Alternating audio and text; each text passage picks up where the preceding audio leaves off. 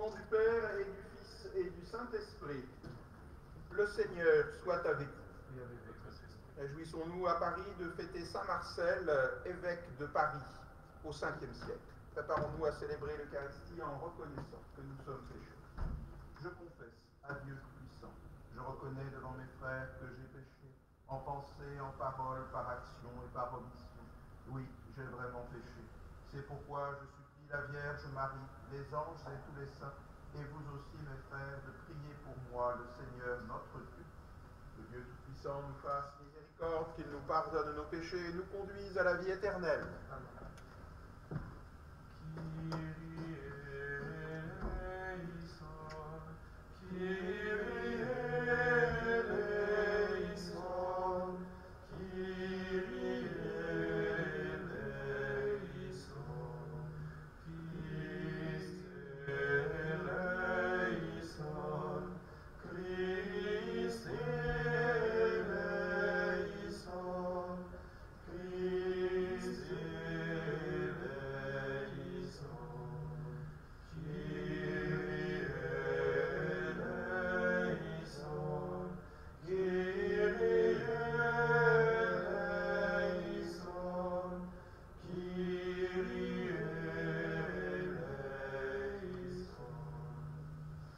Seigneur soit avec vous.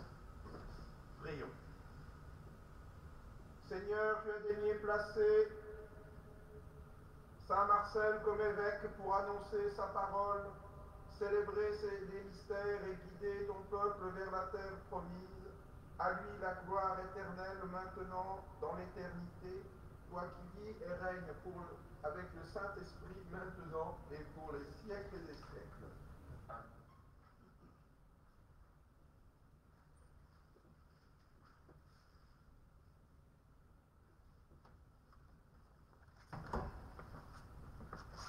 Lecture de la lettre de saint Paul, apôtre aux Philippiens. Frères, ayez en vous les dispositions qui sont dans le Christ Jésus. Le Christ Jésus, ayant la condition de Dieu, ne retint pas jalousement le rang qu'il égalait à Dieu. Mais il s'est anéanti, prenant la condition de serviteur, devenant semblable aux hommes. Reconnu homme à son aspect, il s'est abaissé, devenant obéissant jusqu'à la mort et la mort de la croix. C'est pourquoi Dieu l'a exalté. Il l'a doté du nom qui est au-dessus de tout nom, afin qu'au nom de Jésus, tout genou fléchisse, au ciel, sur terre et aux enfers, et que toute langue proclame Jésus-Christ est Seigneur, à la gloire de Dieu le Père. Parole du Seigneur. Nous rendons grâce. Tu seras ma louange, Seigneur, dans la grande assemblée. Tu seras ma louange, Seigneur, dans la grande assemblée. Devant ceux qui te craignent, je tiendrai mes promesses. Les pauvres mangeront et seront rassasiés. Ils loueront le Seigneur, ceux qui le cherchent. À vous toujours la vie et la joie. Tu seras ma louange, Seigneur, dans la grande assemblée.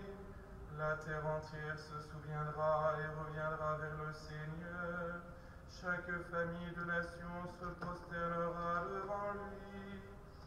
Oui, ô Seigneur, la royauté, le pouvoir sur les nations. Tu seras ma louange, Seigneur, dans la grande assemblée. Et moi je vis pour lui, ma descendance le servira. On annoncera le Seigneur aux générations à venir. On proclamera sa justice au peuple qui va naître. Voilà son œuvre. Tu seras ma louange, Seigneur, dans la grande assemblée. Alléluia, Alléluia, Alléluia, Alléluia, Alléluia, Alléluia, Alléluia, Alléluia. moi, vous tous qui peinez sous le poids du fardeau, dit le Seigneur, et moi je vous procurerai le repos. Alléluia.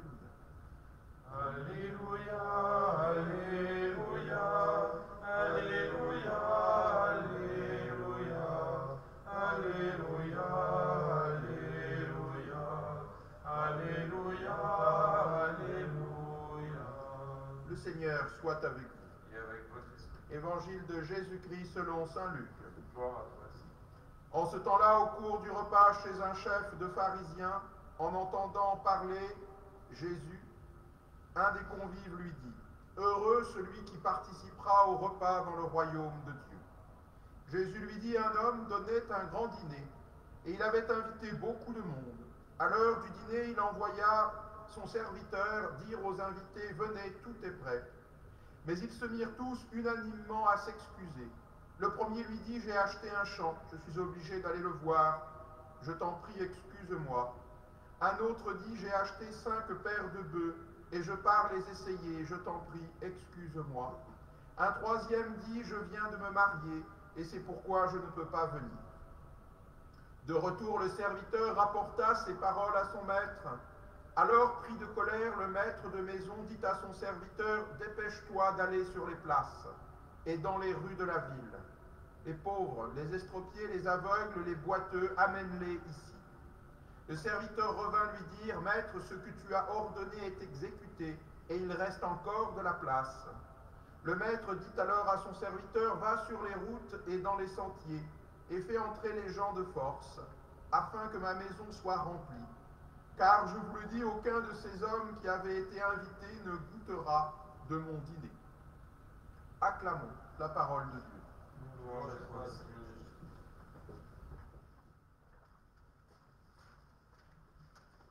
Au nom du Père et du Fils et du Saint-Esprit.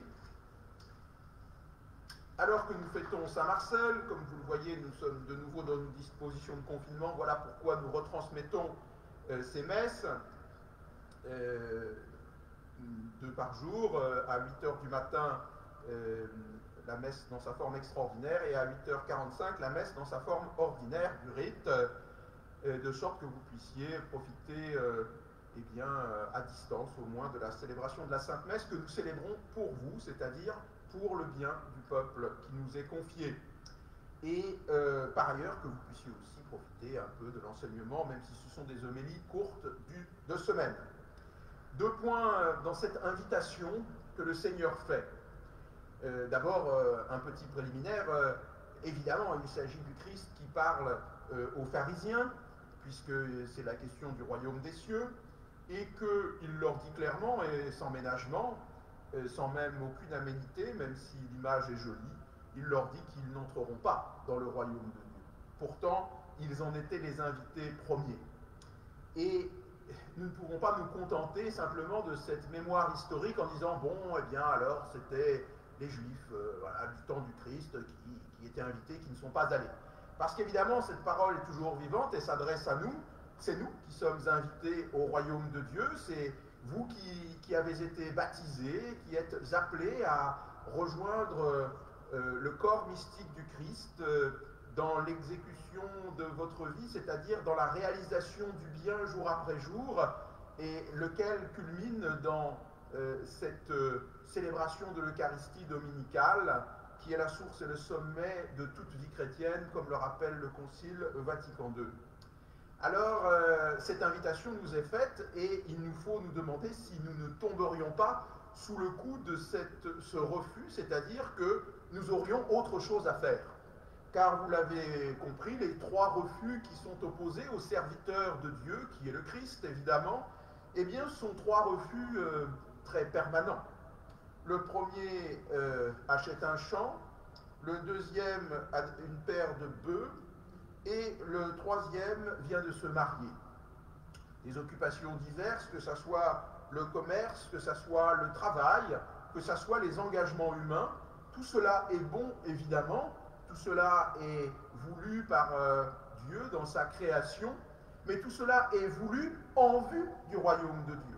C'est-à-dire que ce travail, ce commerce, cette vie humaine, pour bonne qu'elle soit essentiellement, ne sera bonne in fine que si elle nous permet d'arriver à bon terme.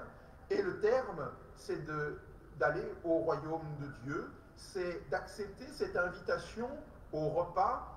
Évidemment, peut-être un clin d'œil de la liturgie en ce jour où justement les chrétiens vont être privés d'accéder à cette célébration de l'Eucharistie et devront se contenter eh bien, de méditer dans leur cœur cette célébration et cette réalité du Christ qui se donne. J'en profite pour vous rappeler que vous pouvez communier en dehors de la messe et que comme les églises restent ouvertes et que les prêtres, en tout cas à Saint-Roch c'est le cas, sont disponibles, vous pouvez nous demander, téléphonant au secrétariat, pour vous assurer que nous soyons bien présents à l'heure où vous le désirez, que nous pouvons vous donner l'Eucharistie.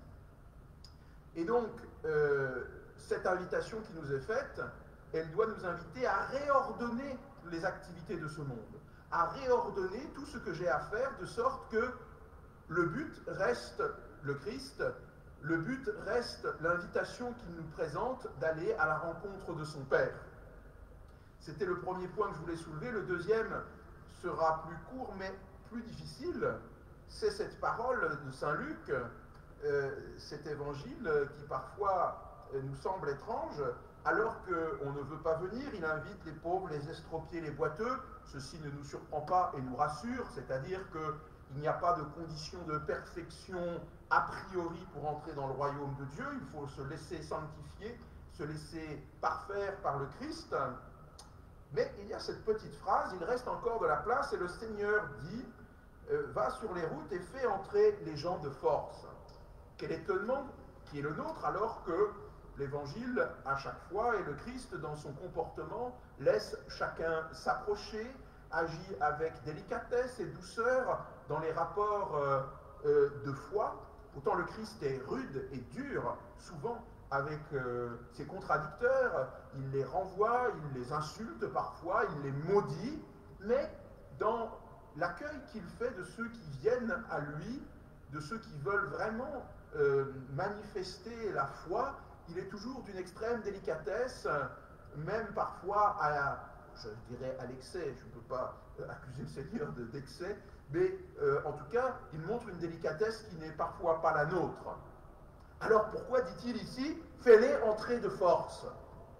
Il est certain qu'il y a un moment où il faut pouvoir employer une énergie supérieure pour intéresser quelqu'un à son salut. Comment ne pas utiliser des mots parfois un peu forts, parfois un peu durs, pour sortir les gens du marasme dans lequel ils sont, c'est-à-dire dans la simple contemplation matérielle du monde et l'univers buté qui est le leur, qui ne considère pas la totalité de leur vie, c'est-à-dire l'appel qu'ils ont à vivre éternellement. Parfois, faut-il agir avec une certaine force.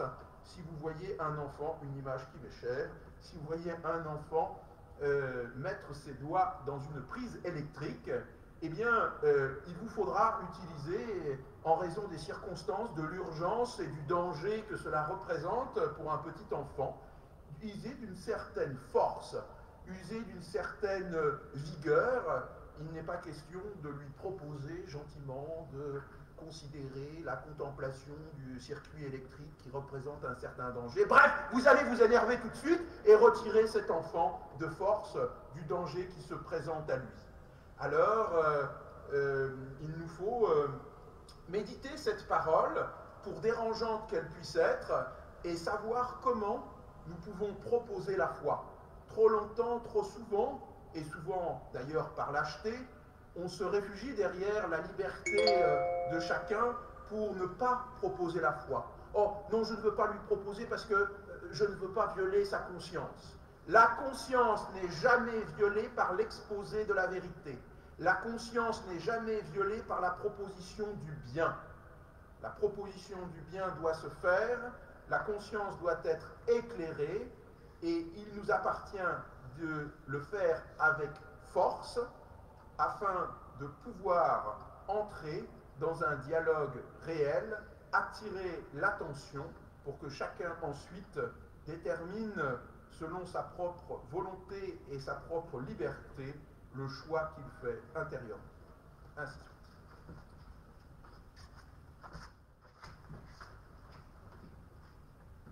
J'offrirai cette messe pour un défunt, c'est une messe de neuvaine, très souce.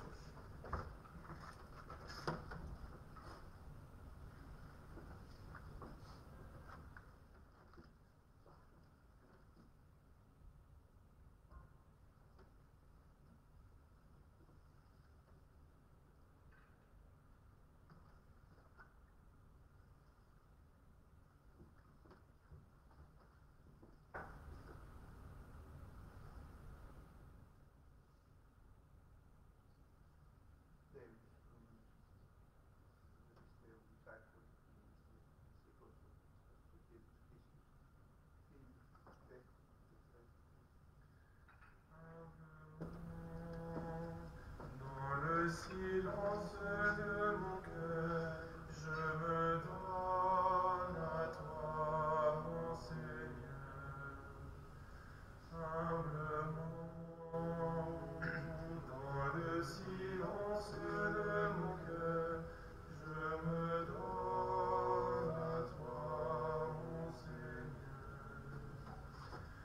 Enseigne-moi ta grâce, ô Dieu, viens habiter ton silence. Humblement,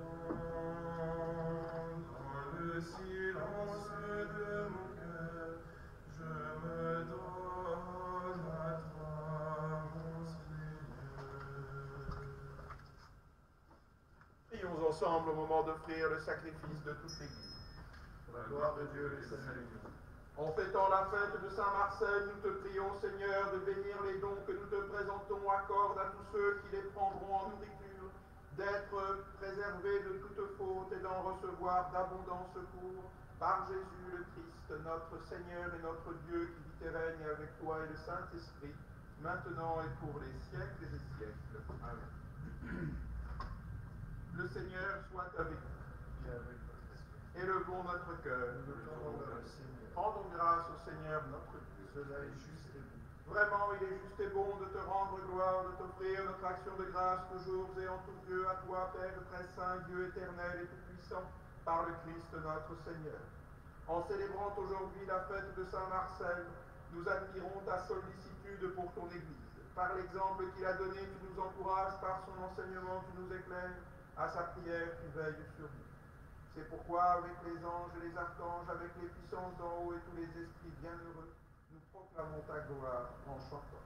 Sanctus, Sanctus, Sanctus, Deus Sabaoth. Sanctus, Sanctus, Sanctus, Deus Sabaoth. Pleni sunt celi et terra, gloria tua. Hosanna in excelsis Deo, Hosanna in excelsis, Hosanna in excelsis Deo, Hosanna in excelsis. Benedictus qui venit in nomine Domini. Hosanna in excelsis Deo, Hosanna in excelsis, Hosanna in excelsis Deo, Hosanna in excelsis. Père infiniment bon, toi vers qui montent nos louanges, nous te supplions, par Jésus-Christ ton Fils, notre Seigneur, d'accepter de bénir ces offrandes saintes. Nous te les présentons avant tout pour ta sainte Église catholique. Accorde-lui la paix, protège-la, daigne-la rassembler dans l'unité et la gouverner par toute la terre. Nous les présentons en même temps pour ton serviteur, notre pape François, pour notre évêque Michel et tous ceux qui veillent fidèlement sur la foi catholique reçue des apôtres. Souviens-toi, Seigneur, de tes serviteurs et de tous ceux qui sont ici réunis, dont tu connais la foi et l'attachement.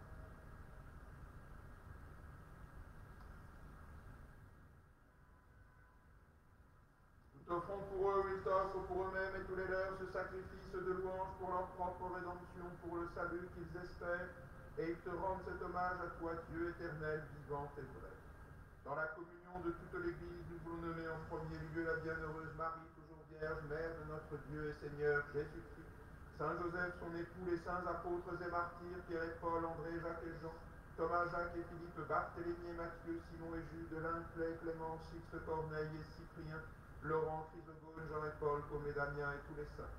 Accorde-nous par leur prière et leur mérite d'être toujours et partout forts de ton secours et de ta protection, par le Christ notre Seigneur. Amen. Voici l'offrande que nous présentons devant toi, nous tes serviteurs et ta famille entière. Dans ta bienveillance, accepte-nous. Assure toi-même la paix de notre vie. Arrache-nous à la damnation éternelle et reçois-nous parmi tes élus. Par le Christ notre Seigneur. Amen. Sanctifie pleinement cette offrande par la puissance de ta bénédiction. Rends-la parfaite et digne de toi, qu'elle devienne pour nous le corps et le sang de ton Fils bien-aimé, Jésus-Christ notre Seigneur. La veille de sa passion, il prit le pain dans ses mains très saintes, et les yeux levés au ciel vers toi, Dieu son Père Tout-Puissant. En te rendant grâce, il le bénit, le rompit et le donna à ses disciples en disant: Prenez et mangez-en. Ceci est mon corps livré pour vous.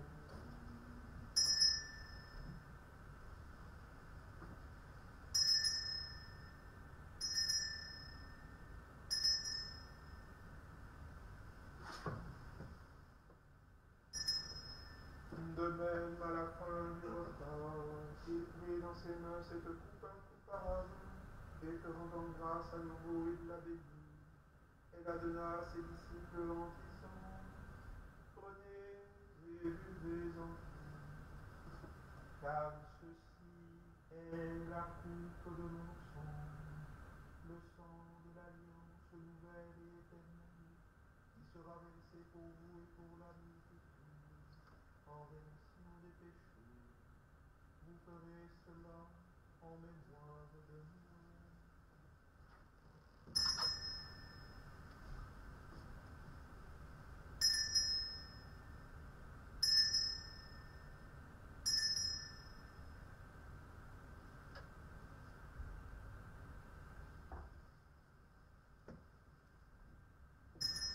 Il est grand le mystère de la foi.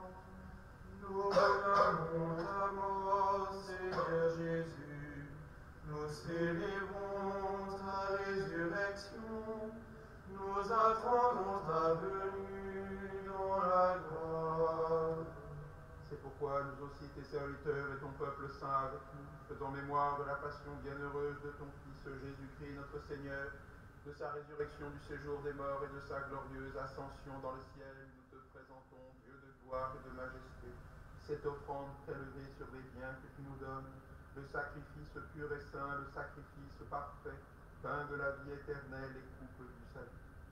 Et comme il t'a plu d'accueillir les présents d'Abel, le juste, le sacrifice de notre père Abraham et celui que t'offrit Melchisédek, ton grand frère, en signe du sacrifice parfait, regarde cette offrande avec amour et dans ta bienveillance accepte-la.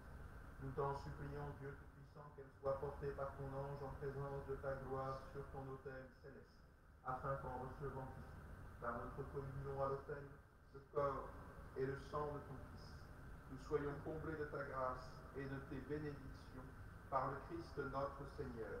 Amen.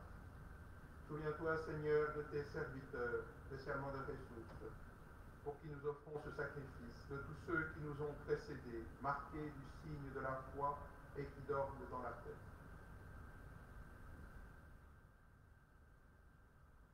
Pour eux et pour tous ceux qui reposent dans le Christ, nous implorons ta bonté, qu'ils entrent dans la joie, la paix et la lumière, par le Christ notre Seigneur. Amen. Et nous pécheurs, qui mettons notre espérance en ta miséricorde inépuisable, admets-nous dans la communauté des bienheureux apôtres et martyrs, de Jean-Baptiste, Étienne, Matthias et Barnabé, Ignace, Alexandre, Marcelin et Pierre, Félicité, Perpétue, Agathe, Lucie, Agnès, Cécile, Anastasie et de tous les saints. Accueille-nous dans leur compagnie sans nous juger sur le mérite, mais en accordant ton pardon Par Jésus-Christ notre Seigneur, par qui tu ne cesses de créer tous ces biens, tu les bénis, leur donnes la vie, les sanctifies et nous en fais le don.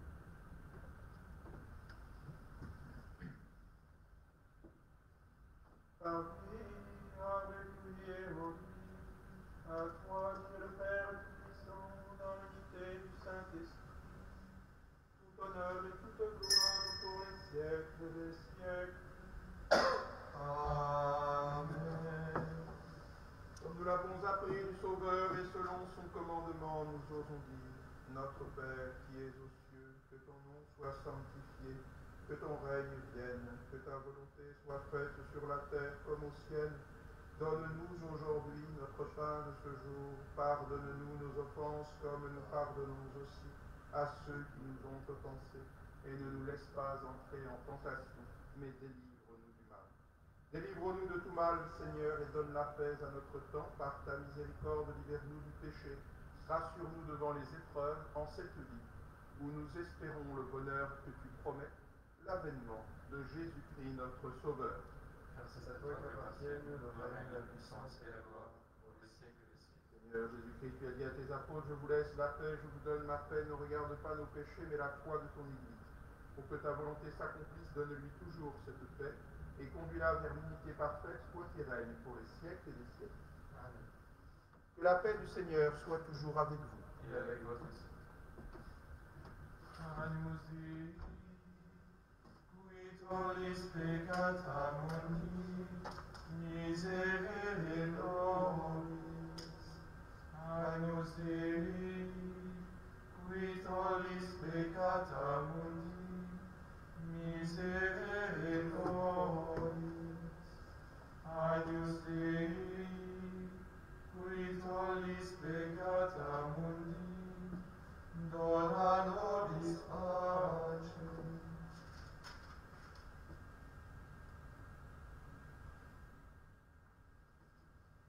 Bienheureux les invités au festin des noces de l'agneau, voici l'agneau de Dieu qui enlève le péché du monde.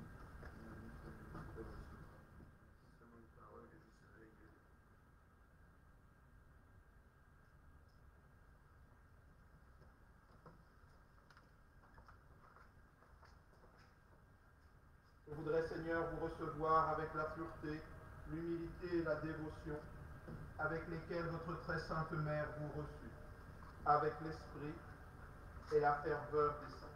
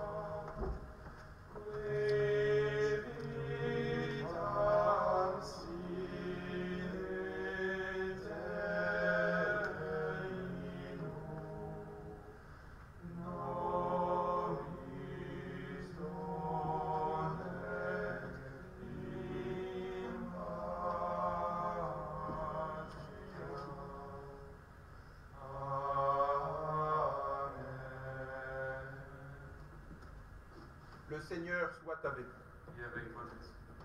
Prions.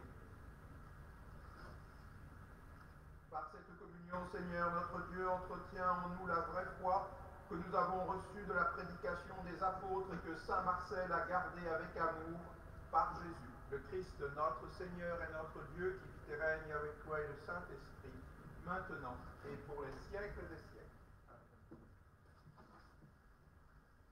Le Seigneur soit avec vous. Et avec votre esprit. Que Dieu Tout-Puissant vous bénisse, le Père, le Fils et le Saint-Esprit.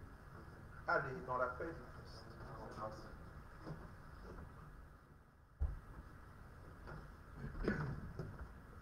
Saint Marcel, Saint Roch, patron des épidémies, Notre-Dame de Paris.